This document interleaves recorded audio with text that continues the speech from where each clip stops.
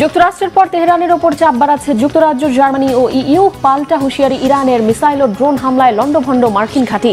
ভারতে বৃহত্তর আন্দোলনের হুঁশিয়ারি সিজেপির। একদিনের সময় নিলেন মোদি। শিক্ষামন্ত্রীর পদত্যাগ ঠেকাতে পারবেন কি তিনি? একটি শর্তে পরমাণু শক্তিধর দেশ হতে পারবে সৌদি আরব। ইসরায়েলকে টেনে এনে কি শর্ত দিলেন ডোনাল্ড ট্রাম্প? সমঝোতা চুক্তি ভেঙে ১৩তম দিনের যুদ্ধে ইরানকে বাগে আনতে একের পর এক বিমান আর ক্ষেপণাস্ত্র হামলা যুক্তরাষ্ট্রের। ইরানের দক্ষিণাঞ্চলের জাস্ক, বন্দর আব্বাস, খোজেস্তান সহ বিভিন্ন অঞ্চলে এ হামলায় কতটা সফল দেশটি। সেন্টকম বা মার্কিন সেন্ট্রাল কমান্ডের প্রতিদিনই ইরানের বিভিন্ন সামরিক কমান্ড সেন্টার, ক্ষেপণাস্ত্র উৎক্ষেপণ কেন্দ্র গুড়িয়ে দেওয়ার দাবি। তবে কেন এখনও দমাতে পারেনি খামেনির দেশকে? রাতের অন্ধকারে বিকট শব্দে কেঁপে ওঠে ইরানের বন্দর আব্বাস। জাস্ক, খুররামবাদ ও আহবাজের একাধিক স্থাপনায় নতুন করে হামলার খবরও পাওয়া গেছে। এ হামলায় নিহত হয়েছে আরও ৪ জন। মার্কিন সেন্ট্রাল কমান্ডের দাবি, হামলার লক্ষ্যবস্তু শুধু সামরিক অবকাঠামো। তবে তেহরানের দাবি, হামলায় ইরানের সেতু, বিদ্যুৎ কেন্দ্র, পানি শোধনাগার সহ একাধিক বেসামরিক স্থাপনা ক্ষতিগ্রস্ত। ৫ মাস ধরে ইরানে হামলার পরও সুবিধা করতে পারছে না মার্কিন সেনারা। যুদ্ধে যুক্তরাষ্ট্র কোণঠাসা হয়ে পড়েছে বলে দাবি তেহরানের। ইরানের সশস্ত্র বাহিনীর মুখপাত্র জেনারেল আবুল ফজল শেখারচির দাবি, যুদ্ধে সুবিধা করতে না পেরে তৃতীয় বিশ্বযুদ্ধের জন্য তৈরি করা অত্যাধুনিক অস্ত্র ব্যবহার করছে যুক্তরাষ্ট্র, যা আগে কখনো দেখেনি বিশ্ব। তৃতীয় বিশ্বযুদ্ধের জন্য বিশ্বের প্রধান শক্তিগুলোর সাথে লড়াইয়ের উদ্দেশ্যে আমেরিকানরা যে প্রতিটি সক্ষমতা, প্রতিটি অস্ত্র, প্রতিটি সম্ভাব্য পরিস্থিতি পরিকল্পনা মজুত করেছিল, তার সবকিছুই ইসলামী প্রজাতন্ত্রের বিরুদ্ধে ময়দানে নামানো হয়েছে এবং তার সবকিছুই ব্যবহার ও মোতায়েন করা হয়েছে। মার্কিন হামলার জবাবে কুয়েত, জর্ডান ও বাহরাইনে মার্কিন সেনাঘাঁটি ও বিভিন্ন কৌশলগত স্থাপনায় হামলা অব্যাহত রেখেছে ইরানের ইসলামী বিপ্লবী গার্ড বাহিনী IRGC। হামলায় বাহরাইনে শেখ ইসা বিমান ঘাঁটির জ্বালানি ট্যাঙ্ক, সরঞ্জাম গুদাম, যুদ্ধবিমান হ্যাঙ্গার এবং আবাসিক এলাকাগুলো লক্ষ্যবস্তু করা হয়েছে। এছাড়াও বাহরাইনে মার্কিন টেক জায়ান্ট অ্যামাজন সেন্টারেও হামলা চালিয়েছে তেহরান। জর্ডানের আল আজরাক মার্কিন বিমান ঘাঁটির বিমান আশ্রয় কেন্দ্র, রক্ষণাবেক্ষণ কেন্দ্র এবং আবাসিক এলাকাতেও হামলা চালানো হয়েছে। তেহরান জানিয়েছে, যে কোনো আগ্রাসনের মুখ্যম জবাব দিতে প্রস্তুত ইসলামী বিপ্লবী গার্ড বাহিনী। অস্ত্রের মুখে যখন বারবার ব্যর্থ মার্কিন বাহিনী, তখন আবারও ইরানের উপর অর্থনৈতিক চাপ তৈরির পায়তারা করছে মার্কিন প্রেসিডেন্ট ডোনাল্ড ট্রাম্প। সমঝোতা চুক্তি অনুযায়ী মধ্যপ্রাচ্যে জব্দকৃত অর্থ ফেরত পাবার কথা তেহরানের। তবে এবার এই অর্থেই কুনজর মার্কিন প্রেসিডেন্ট ট্রাম্পের। সামাজিক যোগাযোগ মাধ্যমে দেয়া পোস্টে মার্কিন প্রেসিডেন্ট বলেন, যুক্তরাষ্ট্রের নিয়ন্ত্রণ ও দখলে থাকা ইরানের অর্থ থেকে হরমুজ প্রণালীতে হওয়া ক্ষয়ক্ষতির জন্য ক্ষতিপূরণ দেয়া হবে। ট্রাম্প আরও বলেন, ক্ষয়ক্ষতির পরিমাণ অনেক বেশি হতে পারে। তিনি মনে করেন এভাবেই কাজ করাটা সবচেয়ে ন্যায্য হবে। ট্রাম্পের অতিবিলাসী চিন্তাভাবনার জবাবে দেরি করেননি ইরানের পররাষ্ট্রমন্ত্রী আব্বাস আরাকচি। বলেন, যারা এই অর্থ থেকে লাভবান হচ্ছেন বা এমন সিদ্ধান্তকে সমর্থন করছেন, তাদের মনে রাখা উচিত, বিভিন্ন দেশের সরকার অন্য দেশের সম্পদ জব্দ করাকে স্বাভাবিক নিয়মে পরিণত করলে ভবিষ্যতে কারো সম্পদই নিরাপদ থাকবে না। এদিকে যুক্তরাজ্যের ঘাঁটি ব্যবহার করে আমেরিকা নতুন করে কোনো হামলা চালালে প্রতিটি ঘাঁটি গুড়িয়ে দেওয়ার হুঁশিয়ারি দিয়েছে ইরান। ইরানের হুঁশিয়ারির পরপরই সেনাঘাঁটিগুলোতে অতিরিক্ত সেনা মোতায়েনের প্রস্তুতি নিচ্ছে যুক্তরাজ্য। এছাড়া ইরানের উপর নতুন করে নিষেধাজ্ঞা আরোপ করেছে ইউরোপীয় ইউনিয়ন। প্রায় 1 ঘন্টার বৈঠকেও ককরোচ জনতা পার্টি সিজেপির 2 প্রতিনিধিকে কিছুতেই টলাতে পারলেন না নরেন্দ্র মোদী সরকারের 2 মন্ত্রী। শিক্ষামন্ত্রী ধর্মেন্দ্র প্রধানের পদত্যাগের দাবি পর্যালোচনার জন্য শনিবার বিকেল পর্যন্ত সময় নেয়ার পরও আন্দোলন চালিয়ে যাওয়ার সিদ্ধান্তে অনড় জেনজিদের প্রতিনিধি সিজেপি।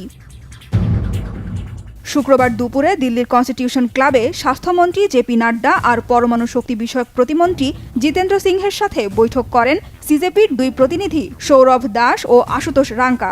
শিক্ষামন্ত্রীর পদত্যাগ ছাড়াও ভারতের মেডিকেল ভর্তি পরীক্ষা নিট এর প্রশ্নপত্র ফাঁস এবং পরীক্ষা বাতিলের পর আত্মহত্যা করা শিক্ষার্থীদের পরিবারকে আর্থিক ক্ষতিপূরণ দেয়া এবং চলমান আন্দোলনে অংশ নেওয়া শিক্ষার্থীদের বিরুদ্ধে দায়ের করা সব মামলা তুলে নেওয়ার দাবি জানানো হয়।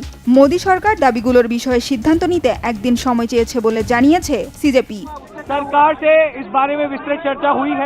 শিক্ষামন্ত্রীর পদত্যাগের দাবিতে আমরা সরকারের সঙ্গে বিস্তারিত আলোচনা করেছি। সরকার এই দাবিটি বিবেচনার জন্য শনিবার বিকেল পর্যন্ত সময় চেয়েছে। আমরা সরকারকে বলেছি, যদি ধর্মেন্দ্র প্রধান শীঘ্রই পদত্যাগ না করেন, তাহলে চলমান বিক্ষোভ আরও ব্যাপক আকার ধারণ করবে। धर्मेंद्र प्रधान का इस्तीफा या बर्खास्ती नहीं मिली तो ये प्रदर्शन और व्यापक होंगे। বৈঠকে কি বিষয়ে আলোচনা হয়েছে তা খোলাসা করেননি মোদী সরকারের দুই মন্ত্রীর কেউই। তবে স্বাস্থ্যমন্ত্রী জেপি নাড্ডা জানিয়েছেন সিজেপির 3টি দাবি নিয়ে শনিবার আবারও আলোচনা হতে পারে। তাদের 3টি প্রধান দাবি এবং পরীক্ষা সংক্রান্ত 5টি সংস্কার প্রস্তাব ছিল। আমরা তাদের জানিয়েছি আগামীকাল বিকেলে আমরা তাদের সাথে আবারও আলোচনায় বসব।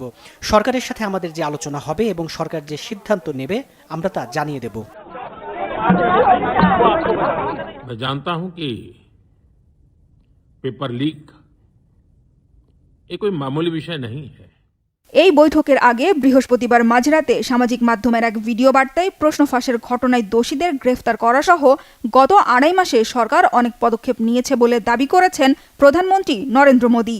জানান দোষীদের কঠোর শাস্তি নিশ্চিত করতে এরই মধ্যে নির্দিষ্ট দফতর ফাস্ট ট্র্যাক আদালতে একটি খসড়া প্রস্তাব জমা দেওয়া হয়েছে। আগামী সোমবার লোকসভার অধিবেশনে ওই খসড়া বিল পাশ করার চেষ্টার আশ্বাসও দিয়েছেন তিনি। अनेकविध कदम उठाए गए। প্রধানমন্ত্রীর আশ্বাসে ভরসা রেখে শিক্ষা ব্যবস্থা সংস্কারের দাবিতে টানা 26 দিনের অনশন ভেঙেছেন সমাজকর্মী সোনম ওয়াংচুক। হাসপাতালে তার অনশন ভাঙান কেন্দ্রীয় স্বাস্থ্যমন্ত্রী জেপি নাড্ডা। সোনম ওয়াংচুকের অনশন শেষ হলেও দিল্লির যন্তর মন্তরে ধর্ণা বিক্ষোভ চলছে। শুধু দিল্লি নয়, এই আন্দোলন ছড়িয়ে পড়েছে পুরো ভারত জুড়েই। পুলিশের বাধার মুখে বিহারের পাটনায় আন্দোলন চালিয়ে যেতে দেখা গেছে বিক্ষোভকারীদের। আন্দোলনে জেনজিদের সমর্থন জানাতে খাবার ও পানীয় নিয়ে হাজির হচ্ছেন ভিন্ন ভিন্ন ধর্ম ও জাতির নানা বয়সের মানুষ। এক কাতারে দাঁড়িয়ে কাঁধে কাঁধ মিলিয়ে একই দাবি জানাচ্ছেন তারা। শিক্ষা ব্যবস্থার সংস্কারের দাবিতে শুরু হওয়া আন্দোলন ভারতের সরকার পতন আন্দোলনের রূপ নেবে কিনা তা অনিশ্চিত হলেও এই বিক্ষোভ এরই মধ্যে মোদী সরকারের স্বপ্নের হিন্দু রাষ্ট্র গড়ার ভিতকে নাড়িয়ে দিয়েছে। হিন্দু, মুসলিম, শিখ বা পাঞ্জাবি সব ভেদাভেদ ভুলে এক হয়ে শিক্ষা খাতে সরকারের অনিয়ম ও দুর্নীতির বিরুদ্ধে রাস্তায় নেমেছে ভারতীয়রা। নির্দিষ্ট কোনো জাতি বা ধর্মের নয়, আন্দোলনকারীরা নিজেদেরকে ভারত মাতার সন্তান হিসেবে ঘোষণা করছেন। শান্তিদা ইসলাম। জুলাই 2024-এ বাংলাদেশের ছাত্র জনতা একটা সরকার ফেলে দিয়েছিল, আর এখন ভারতের রাস্তা দখল করেছে তরুণরা, যাদের বয়স কোটা আন্দোলনকারীদের মতোই। তেলাপোকার নামে শুরু হওয়া প্রতিবাদ এখন কাঁপিয়ে দিচ্ছে প্রধানমন্ত্রী নরেন্দ্র মোদী ও তার সরকারের ভিত। শাসক গোষ্ঠীর দেয়া বিদ্রুপাত্মক নাম ককরোচ এখন ভারতের সবচেয়ে আলোচিত রাজনৈতিক শব্দ। একটা কীটপতঙ্গের নাম দিয়ে কিভাবে একজন প্রধানমন্ত্রীকে চ্যালেঞ্জ করা যায় সেটাই দেখিয়ে দিচ্ছে চলমান আন্দোলন। চাপে পড়ে মোদী নিজেই প্রকাশ্যে স্বীকার করলেন সমস্যার কথা, ঘোষণা দিলেন দ্রুত বিচারের জন্য বিশেষ আদালত চালুর। বেকায়দায় পড়ে প্রথমবারের মতো নিজে থেকে মুখ খুললেন প্রায় 3 দশক ধরে ক্ষমতায় থাকা ভারতীয় এই প্রধানমন্ত্রী। আন্দোলনের শুরুটা হয় নিট ও সরকারি চাকরির পরীক্ষার প্রশ্ন ফাঁস নিয়ে ক্ষোভ থেকে। মে মাসে ভারতের সবচেয়ে গুরুত্বপূর্ণ মেডিকেল ভর্তি পরীক্ষার প্রশ্ন লিক হয়ে যায়, বাতিল হয় রেজাল্ট। যারা রাত দিন পড়াশোনা করে একটি পরীক্ষার জন্য জীবন বাজি রেখেছিল, তাদের স্বপ্ন ধুলোয় মিশে যায়। কেউ কেউ আত্মহত্যা পর্যন্ত করে বসে। সেই ক্ষোভ থেকে জন্ম নেওয়া আগুন শুধুমাত্র পরীক্ষার প্রশ্ন ফাঁস ইস্যুতে সীমাবদ্ধ থাকেনি। বেকারত্ব, দুর্নীতি আর ক্ষমতাসীনদের জবাবদিহিতা ঘিরে এটি রূপ নেয় মোদী সরকারের বিরুদ্ধে বৃহত্তম এক রাজনৈতিক আন্দোলনে। অতীতে ভারতে বহু রাজনৈতিক বা আদর্শিক আন্দোলন হয়েছে, কিন্তু এবারের বিষয়টি একদম আলাদা। এটি কোনো নির্দিষ্ট জাত বা ধর্মের লড়াই নয়, বরং লাখ লাখ তরুণ তরুণীর টিকে থাকার প্রশ্ন। প্রধানমন্ত্রী নরেন্দ্র মোদী অপরাধীদের কঠোর শাস্তির আশ্বাস দিলেও শিক্ষার্থীদের ক্ষোভ কমেনি। এর পেছনে রয়েছে মারাত্মক বেকারত্ব, অর্থনৈতিক মন্দা এবং চাকরির সুযোগ কমে যাওয়ার মতো দীর্ঘদিনের পুঞ্জীভূত ক্ষোভ। তবে চলমান এই আন্দোলন বাংলাদেশের 24শে জুলাইয়ের মতো ভারতের কেন্দ্রীয় সরকারের গদি কতটা নাড়াতে পারবে সেটার হিসাব অনেকটাই আলাদা। বিরোধী দলগুলো পার্লামেন্টে এই ইস্যু নিয়ে সরকারকে চেপে ধরছে। সংহতি জানাতে রাস্তায় নেমে আসছেন রাহুল গান্ধীর মতো নেতারাও। এখন সারা দেশে ছড়িয়ে গেছে শিক্ষামন্ত্রীর পদত্যাগের দাবি। এমন পরিস্থিতিতে অনেকে প্রশ্ন করছেন, তাহলে কি সরকারের পতন ঘটবে? শিক্ষার্থীদের ক্ষোভ থেকে ছড়িয়ে পড়তে থাকা এই আন্দোলনের এখনো কোনো নিজস্ব কাঠামো নেই কোনো সংসদীয় শক্তি কিংবা নির্বাচনী অবস্থান। ককরোচ পার্টির সঙ্গে একাত্ম হয়ে রাস্তায় নামা জনতা রাজপথে শক্তিশালী হলেও রাজনীতির মাঠে তারা কোনো সংঘবদ্ধ শক্তি নয়। আইনসভায় মোদীর দল বিজেপির সংখ্যাগরিষ্ঠতা এখনো অটুট, আর পরবর্তী জাতীয় নির্বাচন এখনো বহুদূরে। বাংলাদেশে ছাত্র আন্দোলন খুব দ্রুত পুরো রাষ্ট্রযন্ত্রকে অচল করে দিয়েছিল, কিন্তু ভারতের বিশাল আমলাতন্ত্র আর নিরাপত্তা বাহিনী এখনো পুরোপুরি সরকারের পক্ষে দাঁড়িয়ে আছে। তাই এখনই সরকার পতনের বিষয়ে খুব একটা আশাবাদী নন বিশ্লেষকেরা। দিল্লির যন্তর মন্তর কিংবা কলকাতার রাজপথ, ককরোচ পার্টির আন্দোলনের আগুন দ্রুত ছড়াচ্ছে গোটা ভারতে। নরেন্দ্র মোদী সরকারের পতন আপাতত শুনতে অসম্ভব মনে হতে পারে, তবে ইতিহাস বলছে বড় বড় পতনের শুরুটাও হয় ছোট ছোট ক্ষোভের বারুদে, একটুখানি আগুন থেকেই। চলমান আন্দোলন ঘিরে একটা প্রশ্ন অনেকেই করছেন, বাংলাদেশ যা করে দেখিয়েছে 24শে জুলাইয়ে ভারতের এই প্রজন্ম কি সেই পথে হাঁটতে পারবে? সৌদি আরবকে পারমাণবিক শক্তিধর দেশ হিসেবে দেখার সবুজ সংকেত দিয়েও শেষ মুহূর্তে এসে শর্তের নতুন জাল বুনলেন মার্কিন প্রেসিডেন্ট ডোনাল্ড ট্রাম্প। পারমাণবিক চুক্তি চূড়ান্ত করতে রিয়াদকে দিতে হবে এক অভাবনীয় মূল্য, ইসরায়েলকে স্বীকৃতি দিয়ে যুক্ত হতে হবে ঐতিহাসিক আব্রাহাম অ্যাকর্ডসে। সম্প্রতি যুক্তরাষ্ট্র ও সৌদি আরবের মধ্যে বেসামরিক পারমাণবিক সহযোগিতা নিয়ে একটি সমঝোতা হয়, যার আওতায় মার্কিন প্রযুক্তি ব্যবহার করে সৌদি আরব ইউরেনিয়াম সমৃদ্ধকরণ ও পারমাণবিক চুল্লি নির্মাণ করতে পারবে। ট্রাম্প প্রশাসনের দুজন কর্মকর্তার বরাতে এমনটাই জানিয়েছিল একাধিক মার্কিন গণমাধ্যম। তবে সেই চুক্তি কার্যকর করতে এবার নতুন শর্ত জুড়ে দিয়েছেন ট্রাম্প। 23 জুলাই সংবাদ মাধ্যম আল জাজিরার এক প্রতিবেদনে বলা হয়, চুক্তিটি ঘোষণার একদিন পর ট্রাম্পের দেওয়া বিবৃতিতে বিষয়টি নিয়ে বিভ্রান্তি দেখা দিয়েছে। ট্রুথ সোশ্যালে দেওয়া এক পোস্টে মার্কিন প্রেসিডেন্ট লিখেছেন, চুক্তিটি অনুমোদিত হবে, তবে এটি আব্রাহাম অ্যাকর্ডসে সৌদি আরবের যোগদানের উপর সম্পূর্ণ নির্ভরশীল। চুক্তির পূর্ণাঙ্গ বিবরণ এখনও প্রকাশ করা হয়নি, তবে মার্কিন জ্বালানি মন্ত্রী ক্রিস রাইটের এক বিবৃতি অনুযায়ী 30 বছর মেয়াদী এই চুক্তির প্রাথমিক লক্ষ্য হল সৌদি আরবের প্রয়োজনীয় জ্বালানি চাহিদা পূরণ করা। এই চুক্তির ফলে সৌদি আরবের জাতীয় পারমাণবিক অবকাঠামো নির্মাণের ক্ষেত্রে মার্কিন কোম্পানিগুলো প্রধান ভূমিকা পালন করবে।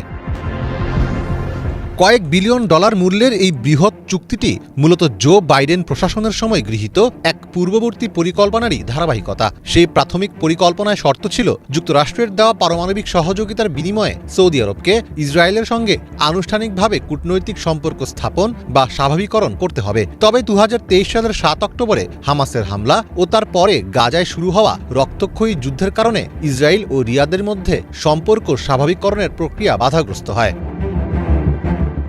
2020 সালে প্রেসিডেন্ট হিসেবে দায়িত্ব পালনকালে ট্রাম্পের মধ্যস্থতায় স্বাক্ষরিত হয় আব্রাহাম অ্যাকর্ডস। ওই চুক্তির মাধ্যমে সংযুক্ত আরব আমিরাত ও বাহরাইন ইসরায়েলের সঙ্গে কূটনৈতিক সম্পর্ক স্বাভাবিক করে। পরে সুদান ও মরক্কোও একই পথে হাঁটে। যেসব দেশের কাছে ইতোমধ্যে সমৃদ্ধকরণ প্রযুক্তি ও সক্ষমতা নেই, তাদের এ প্রযুক্তি সরবরাহের ক্ষেত্রে এতদিন বিরোধিতা করে এসেছে ওয়াশিংটন। ফলে সৌদির সঙ্গে এই চুক্তি বেসামরিক পারমাণবিক কর্মসূচির বিষয়ে ওয়াশিংটনের দীর্ঘদিনের নীতিতে বড় ধরনের বিচ্যুতির ইঙ্গিত দিচ্ছে। পারমাণবিক অস্ত্রের বিস্তার রোধ বিষয়ক গবেষক ও সংগঠনগুলো দীর্ঘদিন ধরে সতর্ক করে আসছে যে এই ধরনের চুক্তি শেষ পর্যন্ত সৌদি আরবকে পারমাণবিক অস্ত্র বা আণবিক বোমা তৈরির চূড়ান্ত পথে নিয়ে যাবে।